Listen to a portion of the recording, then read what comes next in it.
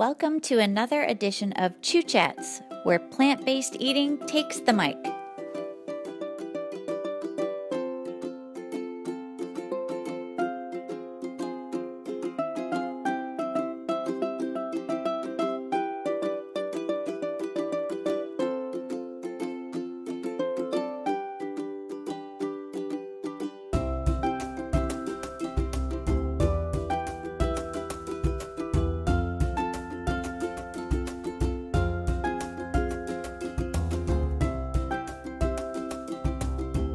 Atrial fibrillation is one of the most frequent abnormal arrhythmias that we have.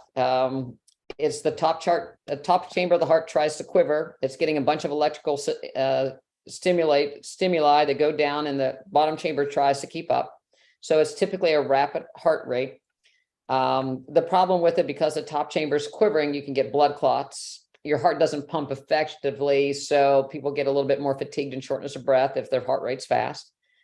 If left untreated, the heart muscle can weaken because it's like you're running a race. So it's not something that we want to have if possible.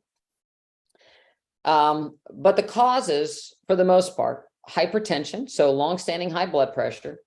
Just because you're on a plant-based diet doesn't necessarily mean you're going to have your blood pressure under control. Some people get their blood pressure under control quickly. Sometimes, again, if there's more problems, if the etiology of the high blood pressure is more extensive or different, it may take a different approach than what you're doing. So high blood pressure is a reason. Valvular heart disease. So, if you've had high blood pressure, or if you've had a history of rheumatic fever, or there are some hereditary mitral valve issues that cause valves to leak, cause the top chamber to stretch, that can cause atrial fibrillation. Valvular heart disease leading to hereditary valvular heart disease leading to atrial fibrillation, probably 20% of AFib. I'm guessing it's not all that much, but still that's something that diet would not affect that much.